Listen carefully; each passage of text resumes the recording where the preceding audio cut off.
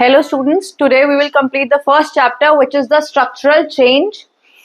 Now what do you mean by structural change? अगर हम बात करें कि स्ट्रक्चर में चेंज आना उसको बोलते हैं स्ट्रक्चरल चेंज। इसमें हमें ये पढ़ना है कि ब्रिटिशर्स कैसे हमारे यहाँ पे स्ट्रक्चरल चेंज लेकर आए थे, उन्होंने क्या किया और ऐसा क्या हुआ कि हमारे जो कंट्री है उसमें स्ट्रक्चर में चेंज आ गया। उससे पहले हम एक one of the most important term पढ़ेंगे इसमें, colonialism.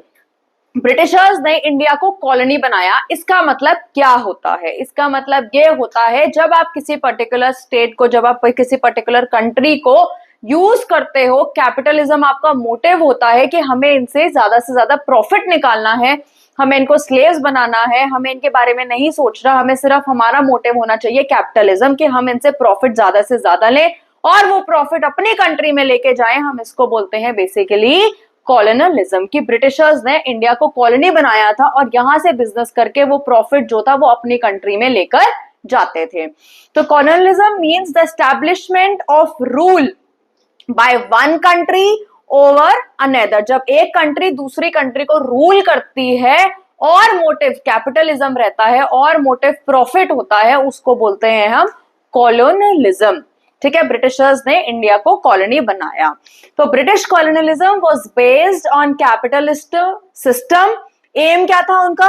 Greatest profit and benefit to British capitalism. ठीक है, उनका ये मोटिव था। और बेसिकली अब हम ये पढ़ेंगे कि उनके फीचर्स क्या थे। जब उन्होंने इंडिया को कॉलोनी बनाया तो उन्होंने इंडिया में कुछ कुछ चेंजेस किए थे, और वो क्यों किए थे और क्या चेंजेस किए थे, now I will be telling you about that. तो पहले क्या था, उन्होंने लॉज ऑफ द लैंड, जो भी हमारा जो लॉ चलता था, लैंड के जो लॉज चलते थे, जमींदारी, रायतवाड़ी, उनमें सब में चेंजेस लेकर आए। वो क्या क्या चेंजेस लेकर आए थे? उन्होंने, ब्रिटिशर्स ने ये डिसाइड करना शुरू कर दिया था कि आप बेसिकली पर्टिकुलर एरिया में कौन से क्रॉप्स ग्रो करोगे। अब उस पर हमारी मोनोपोली नहीं रही थी। ब्रिटिशर्स यूज्ड टू डिसाइड कि हम किस एरिया में कौन से क्रॉप्स ग्रो करेंगे। जैसे एग्जाम्पल इंडिगो हो गया। फिर लैंड ओनरशिप उन्होंने डिसाइड कर दिया था कि कौन कितना लैंड रख सकता है और किसके पास कितना होना चाहिए। Now second is manufacturing sector. उन्होंने मैन्युफैक्चरिंग सेक्टर में बेसिकली बहुत ज्यादा चेंजेस लाने की कोशिश की थी। कैसे चेंजेस लाने की कोशिश की थी? इंडिया से वो बेसिकली रॉ मटेरियल लेके जाते थे और फिनिश्ड गुड्स ब्रिटेन से, जहां उनका कंट्री थी, वहां से हमें वापस लेकर आते थे। तो उन्होंने बेसिकली इंडिया को मैन्युफैक्चरिंग सेक्टर में बदल दिया था, क्योंकि पहले इंडिया था, इंडिया फुल अपना ही प्रोडक्ट्स यूज करते थे, जैसे कॉटन हो गया, सिल्क हो गया, अपने ही कपड़े बनाते थे। बट उन्होंने इंडिया को मैन्युफैक्चरिंग सेक्टर में ही बदल दिया था कि आप बेसिकली हमें रॉ मटेरियल्स प्रोवाइड करोगे और हम आपको फिनिश्ड गुड्स ला कर देंगे।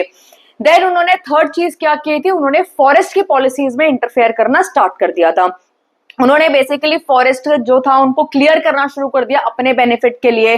फिर उन्होंने कर दिया started tree plantations, pastoralist were prevented from entering forest. उन्होंने बेसिकली ये डिसाइड करना शुरू कर दिया कि कौन कितनी एंट्री ले सकता है, कौन कितने एरिया में जा सकता है। जो पहले मोनोपोली ट्राइबल लोगों की होती थी या फिर जिनकी मोनोपोली होती थी फॉरेस्ट को लेके, ब्रिटिशर्स ने वो सब खत्म कर दी। अब ब्रिटिशर्स रूल्स एंड रेगुलेशंस बनाते थे कि आप कितने पर्टिकुलर एरिया ऑफ लैंड में जा सकते हो। Then movement of people Britishers decide करने लग गए थे। कैसे? उन्होंने बेसिकली झारखंड से लोगों को असम में, जो यहाँ पे टी प्लांटेशंस होती थी, will talk about that what is T plantations, कैसे कैसे ये सब हो रहा था। तो उन्होंने क्या किया, झारखंड से असम में लोगों को लेकर जाने लग गए थे। Doctors and lawyers move to different parts of the country, और उन्होंने लोगों को basically different parts of the world में भी लेके जाना शुरू कर दिया था, एशिया, अफ्रीका, अमेरिका, ताकि वो उनकी कॉलोनी में, क्योंकि उन्होंने सिर्फ इंडिया को ही नहीं बाकी काफी सारे स्टेट्स को अपनी कॉलोनी बना रखा था, तो वो ये चाहते थे कि इंडियंस को वो वहां पे लेकर जाएं और उनसे वहां पे काम कराए। तो this all was decided by the Britishers. Next is, उन्होंने एजुकेशन इंट्रोड्यूस की। Education was introduced in India not for the benefit of Indians but for the benefit of Britishers, ताकि वो इंडियंस को सर्विस क्लास में लेकर आ सके, ताकि Indians उनके लिए काम करें। तो education was introduced by them. Now इसमें से अब बेसिकली एक न्यू कॉन्सेप्ट हमारा इंट्रोड्यूस हुआ था which is called the nation state. Now अब आप पूछोगे नेशन स्टेट क्या होता है? सी, नेशन स्टेट एक वो होता है जब आपकी एक टेरिटरी डिफाइन की जाती है, जब आपकी स्टेट की टेरिटरी डिफाइन की जाती है, मतलब बता दिया गया कि ये इंडिया है। अब इसके कोई ओपन बॉर्डर्स नहीं है, ये एक टेरिटरी है जिसमें इंडिया है, और अब इंडिया के पास सॉवरेन पावर है। सॉवरेन मतलब होता है जब आपके पास फ्रीडम होती है कि आप अपनी कंट्री के डिसीजंस ले सकते हो, आप डिसाइड कर सकते हो कि आपके बॉर्डर्स कितने हैं, या फिर आपका चाइना के साथ, पाकिस्तान के साथ, बांग्लादेश के साथ क्या क्या रिलेशंस होने चाहिए। You have a sovereign power in that, ठीक है। Now nation states, government has sovereign power, मतलब फ्रीडम होती है अपने डिसीजंस लेने की। Second is people are citizens of a single nation. अब डिफाइन हो गया था कि इंडिया का एरिया कितना है, इंडिया है कितनी, इंडिया का जोग्राफिकल एरिया कितना है, और अब बेसिकली लोगों को पता चल गया था कि वो इंडियंस हैं, राइट। अब वो सिंगल नेशन के सिटीजंस थे। उसके बाद क्या हुआ, जब ये सब डिफाइन होने लगा तब लोगों में आ गया, अब लोगों में आ गया कि अब तो ये हमारा एरिया है। तो लोगों में क्या हुआ, डेमोक्रेटिक आइडियाज आ गए, नेशनलिज्म आ गया, सब कुछ आ गया कि भाई ये हमारा एरिया है और अब हम इसे प्रोटेक्ट करना है, राइट। तब लोगों में फीलिंग आई स्वराज की। Then people of India declared swaraj as their birth right. अब उनको लगा कि अब हमें अपने प्रोडक्ट खुद बनाने चाहिए, अब हमें अपने देश के वेलफेयर के लिए काम करना चाहिए। डेमोक्रेटिक आइडियाज आ गया, नेशनलिज्म आ गया कि जब एरिया डिफाइन हो चुका है तो अब हम उसको प्रोटेक्ट करते हैं, राइट। नाउ अब हम पढ़ेंगे दो इंपॉर्टेंट टॉपिक्स के बारे में, अर्बनाइजेशन एंड इंडस्ट्रियलाइजेशन, कि कैसे ये ब्रिटिशर्स की सारी ये जो पॉलिसीज थी जो मैंने अभी आपके साथ डिस्कस की वो कैसे कैसे चेंज हुई। तो हम बात करेंगे इंडस्ट्रियलाइजेशन की पहले, फिर हम बात करेंगे अर्बनाइजेशन की। Now what do you mean by industrialisation? Industrialisation का क्या मतलब हो, इंडस्ट्रियलाइजेशन कैसे डराइव हो, इंडस्ट्रीज से। इंडस्ट्रीज, जब आपके देश में बहुत ज्यादा इंडस्ट्रीज आ जाएं जो कि स्टीम और इलेक्ट्रिसिटी पे काम करते हैं, मशीन्स आ जाती हैं जिनका जो, ठीक है। अब मैं आपको डेफिनेशन बताऊंगी। Industrialisation refers to the emergence of machine production based on the use of power resources like steam और इलेक्ट्रिसिटी। हमारे देश में, ये हमारी इंडिया में अब ये चीजें आने लग गई थी, इंडस्ट्रीज आने लग गई थी, मशीन्स आने लग गई थी जो कि स्टीम और इलेक्ट्रिसिटी पे वर्क करती थी, ठीक है। अब एक इंपॉर्टेंट कॉन्सेप्ट है इसमें, why do we link urbanisation and industrialisation? What do you mean by urbanisation? अगर मैं आपसे पूछूं, अगर हम अर्बनाइजेशन की बात करें तो आपके माइंड में क्या आता है? सिटीज हो गया, टाउन्स हो गया, राइट। तो हम अर्बनाइजेशन और इंडस्ट्रियलाइजेशन को लिंक कर सकते हैं, बिल्कुल कर सकते हैं। जहां पे इंडस्ट्रीज आएंगी वहां पे शहर बसेंगे, शहर बसेंगे, लोग वहां पे आएंगे, राइट, जॉब करने के लिए आएंगे, लोग वहां पे सेटल होने लग जाएंगे। There will be a movement of people, movement of goods, capital movement होगी, राइट, लोग उसकी तरफ अट्रैक्ट होंगे। तो this is known as urbanization and this is how urbanization and industrialization are linked to each other, ठीक है। अब हम पढ़ेंगे impact on India of British industrialization, कि जब इंडस्ट्रियलाइजेशन चल रही थी ब्रिटेन में भी, यूरोप में भी, और थोड़ी बहुत उन्होंने, क्योंकि इंडिया को यूज करना चाहा था, क्योंकि इंडिया के पास चीप लेबर था, तो जब इंडस्ट्रियलाइजेशन ऑल ओवर यूरोप चल रही थी तो इंडिया में क्या इम्पैक्ट पड़ा, पॉजिटिव नेगेटिव बोथ। क्या हुआ, मैं आपको इसमें दो वर्ड डिस्कस करूंगी, industrialization and deindustrialization. Industrialization मैंने आपको बताया जब बहुत ज्यादा मशीन्स की आ गए, हमारी कंट्री में मशीन्स आ गई, स्टीम इलेक्ट्रिसिटी पे जो बेस थी, और हमारी कंट्री में प्रोडक्ट्स बनने लग गए, राइट, वो हो गया इंडस्ट्रियलाइजेशन।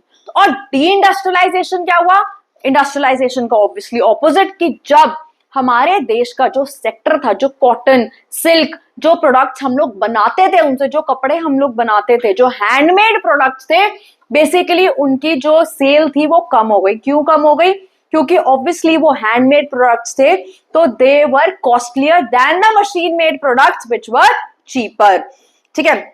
तो ये हुआ डी इंडस्ट्रियलाइजेशन। और डी इंडस्ट्रियलाइजेशन कुछ कुछ एरिया में हुआ, whereas industrialisation happened in the port areas. Port areas में क्यों? क्योंकि अगर आपको रॉ मटेरियल कहीं से भेजना है, मुंबई हो गया, मुंबई, राइट, कोलकाता हो गया, तो वहां से ज्यादा चीप पड़ेगा अगर आप ब्रिटेन में लेके जाओगे, because they are all are the port areas. Whereas जो सूरत हो गया, मसूलीपट्टनम हो गया, ये हमारे ओल्ड अर्बन सेंटर्स थे, इनका डिक्लाइन हो गया क्योंकि वहां पे आर्ट होती थी, हैंडमेड गुड्स होते थे, इन सब, ये सब डी इंडस्ट्रियलाइजेशन के प्रोसेस में चले गए क्योंकि लोगों ने इनको खरीदना कम कर दिया, obviously because they were costlier than the machine made products, ठीक है। Traditional exports of cotton and silk manufacturers from India declined because obviously again they were handmade products and machine made products were cheaper. Then people started moving to agriculture. अब जो लोग basically अपने थोड़े सूरत, मसूलीपट्टनम इन सब areas में आए थे काम करने के लिए, तो जब डी इंडस्ट्रियलाइजेशन होने लग गया, उन्होंने वापस एग्रीकल्चर में जाना शुरू कर दिया, क्योंकि उनको लगा अब ये सब चीजों में हमारा कोई बेनिफिट नहीं है। आर्ट डिक्लाइन हो गई, हमारे देश का आर्ट बहुत ज्यादा डिक्लाइन हो गया, क्योंकि किंग्स खत्म हो गए, किंग चले गए थे, किंग के जो कोर्ट थे वो डिक्लाइन पे आ गए थे, तो ऑब्वियसली जो पोएट्स होते थे, जो आर्ट होता था, वो सब कुछ डिक्लाइन में चला गया।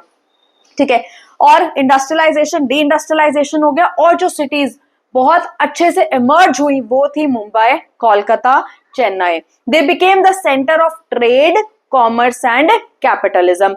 वेराज जो डिक्लाइन हुई थी old urban centre Surat and Masulipatnam decline पे चले गए थे। ठीक है, now one of the most important topic which we will study in this chapter is the tea plantation. कि टी प्लांटेशन ब्रिटिशर्स ने हमारी कंट्री में इंट्रोड्यूस किया था 1851 में। तो जब इन्होंने इंट्रोड्यूस किया, कौन सी स्टेट में इंट्रोड्यूस किया? असम में इंट्रोड्यूस किया। And now because Assam was sparsely populated, बहुत कम पॉपुलेशन थी, तो उनको लोगों की जरूरत थी कि वो असम में लेके जाए और उनसे प्लांटेशंस कराए। तो उन्होंने झारखंड के लोगों को बोला कि आप लोग आओ असम में और हमारे लिए प्लांटेशंस करो।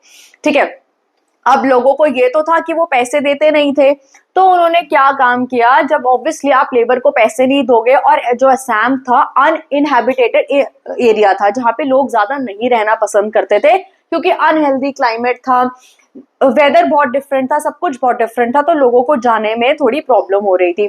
तो ब्रिटिशर्स ने क्या किया, फोर्स के साथ उनको लेके जाते थे।